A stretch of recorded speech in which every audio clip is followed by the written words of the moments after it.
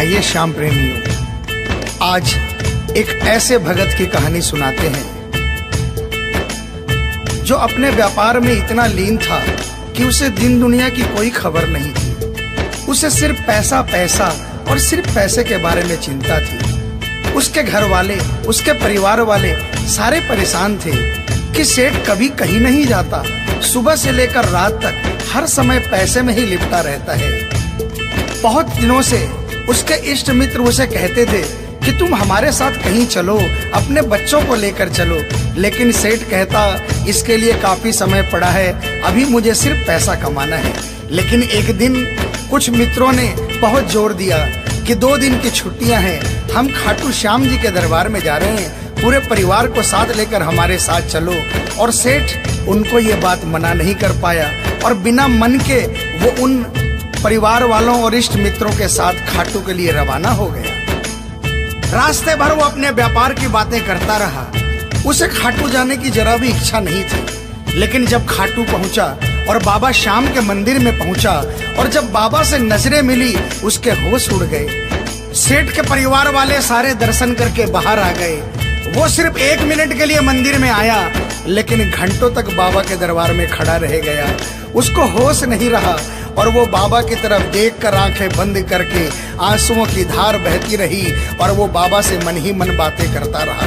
जब परिवार वालों ने उसे कहा कि अब चलना है, तो सेठ ने बाबा से कहा, प्रभु मुझे अब हर महीने 11 को अपने दरबार में बुलाओ। और ये कह करके वो बाबा के दरबार से वापस अपने घर को आ गया।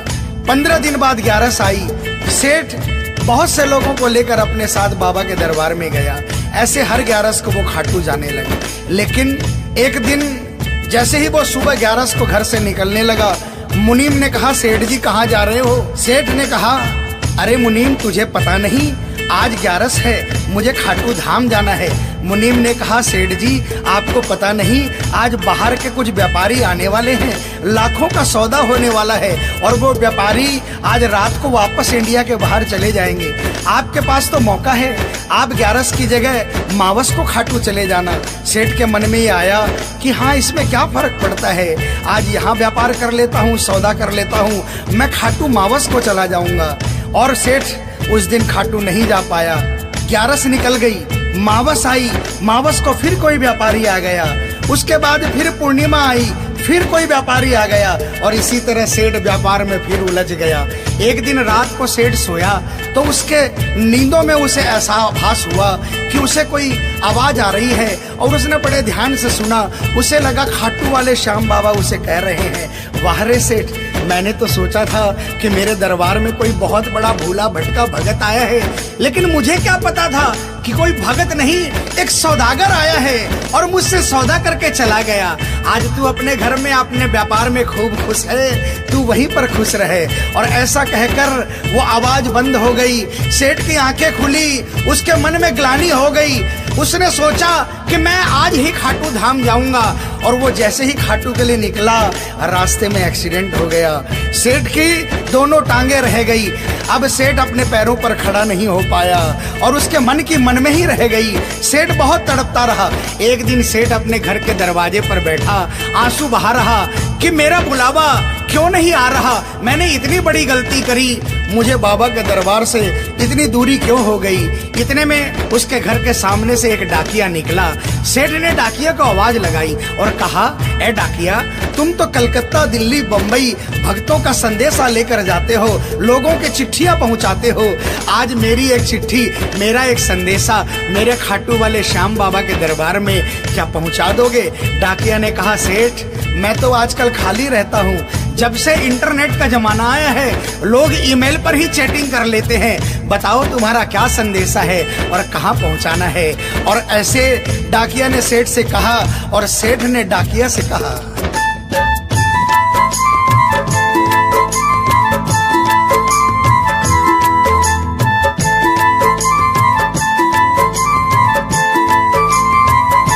डाकिया जा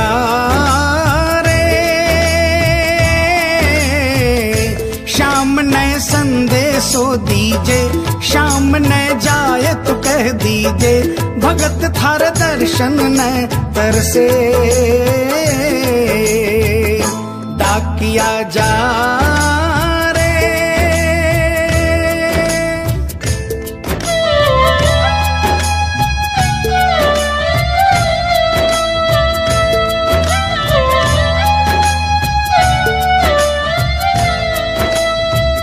डाकिया ने कहा, सेठ आपका संदेशा तो मैं पहुंचा दूंगा, लेकिन मुझे ये तो बताओ कि आपका संदेशा पहुंचाना क्या है?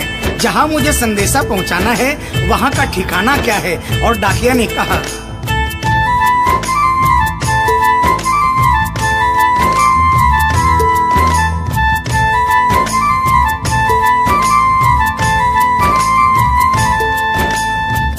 कौन से गांव थारो शाम बस्यो है, इतनो माने बता दे सेवक रे।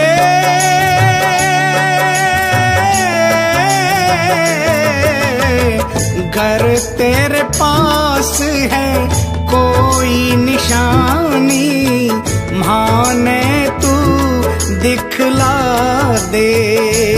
कैया जानूंगा पहचान, मैं हूँ छोरो अनजान। कैया जानूंगा पहचान, मैं हूँ छोरो अनजान। कैया शाम शुहोसी मिलन, डाकिया जा रे।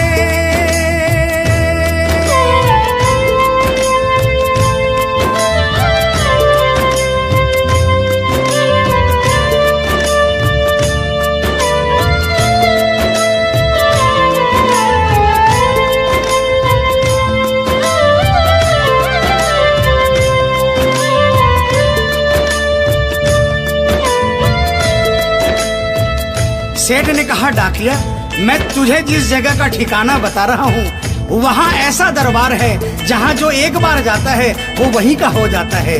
उस दरबार की खासियत है जो वहाँ पर पहली बार जाता है उसके काम बन जाते हैं। सुन वहाँ का ठिकाना क्या है।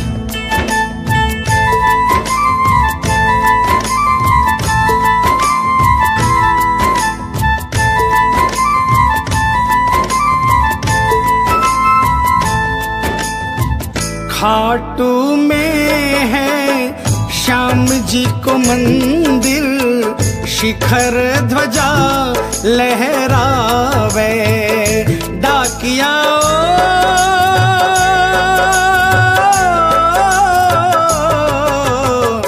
ड्योडी पर हनुमान बिराजे, सेवक चंवर ढुलावे।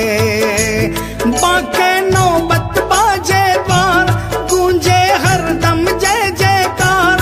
बाके नौबत बाजे द्वार, गूंजे हरदम जय जयकार। सज धज बैठो है श्याम सजन, डाकिया जा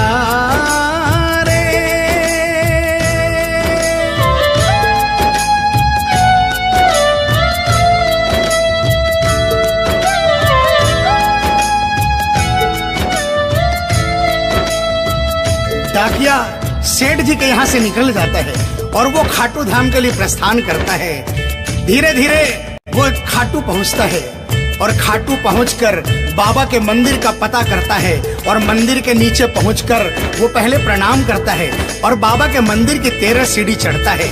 और वो बाबा के सामने पहुंचकर बाबा की तरफ नहीं देखता, पहले अपने झोले में से वो सेठ की चिट्ठी निकालता है और चिट्ठी निकाल के पढ़ने लगता है।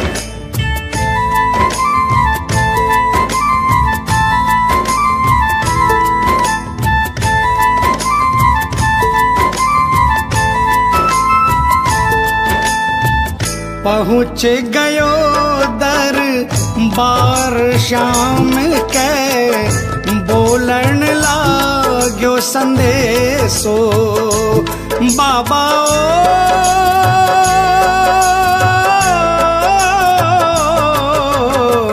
बन बैठो कद श्याम दीवानो, कुछ ना रयो अंदेशो।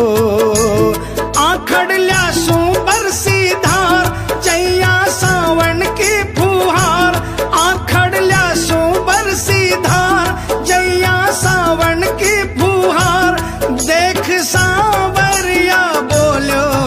वचन, डाकिया जा रे।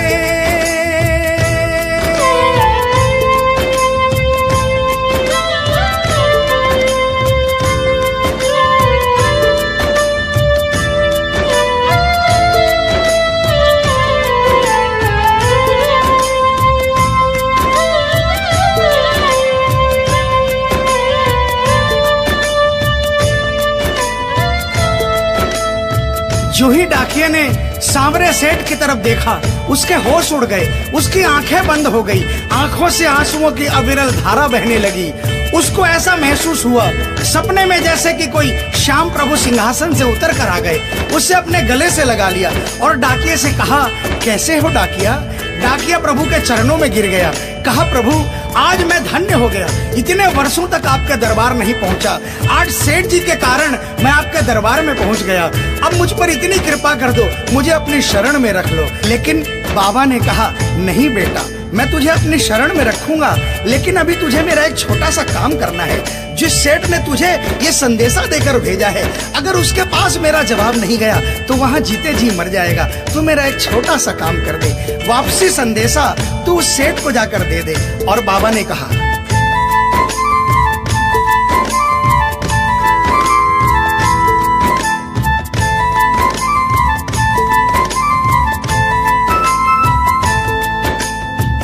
कह दीजिए तू जाए सेवक ने तेरो बुलावो आसी।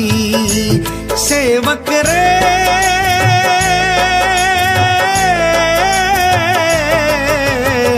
सबकी आस पुराऊं तो तू कैया रह पासी।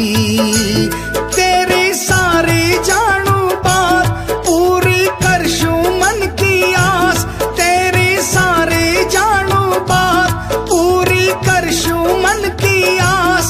पर बढ़ा मेरे कानी कदम डाकिया जा रे। संदेशो सेवक ने दीजे, सेवकिया राह तेरी निरखे। संदेशो सेवक ने दीजे, सेवकिया राह तेरी निरखे। सेवक संदेश ने तरसे डाकिया जा रे।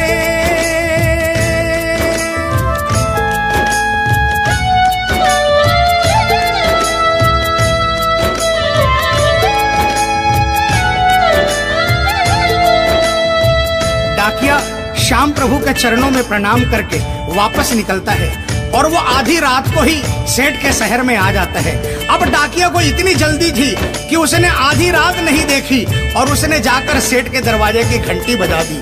उस दिन सेठ के घर में कोई नहीं था, सेठ अकेला अपने बिस्तर पर पड़ा था। जैसे ही घंटी की आवाज आई उसको लगा कि बाबा का संदेशा आ गया, लेकिन सेठ मजबूर था, वो उठना चाहा लेकिन उठ नहीं पा रहा था। लेकिन अचानक उसने जोरदार जयकार लगाई, हारे के सहारे की। और जैसे ही आवाज आई सेठ के घर में करिश्मा हो गया।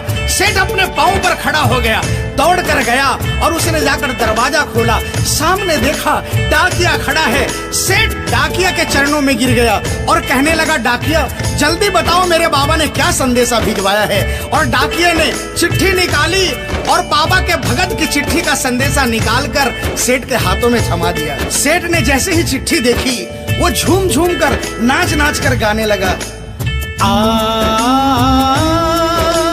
आ,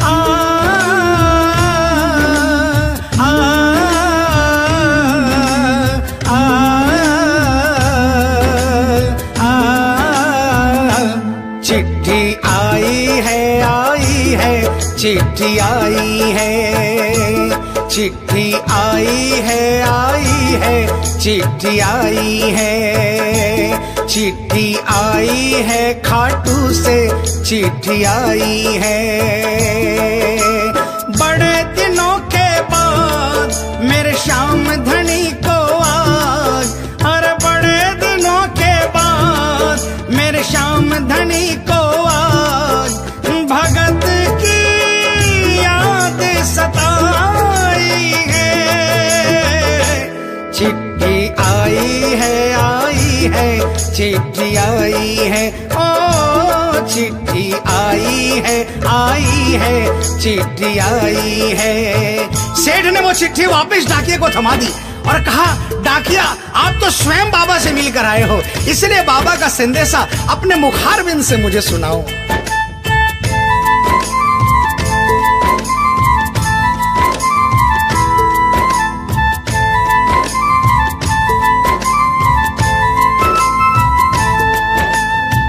सुन संदेशो सांवरिये को मनड़ो घणो हरसायो। बाबा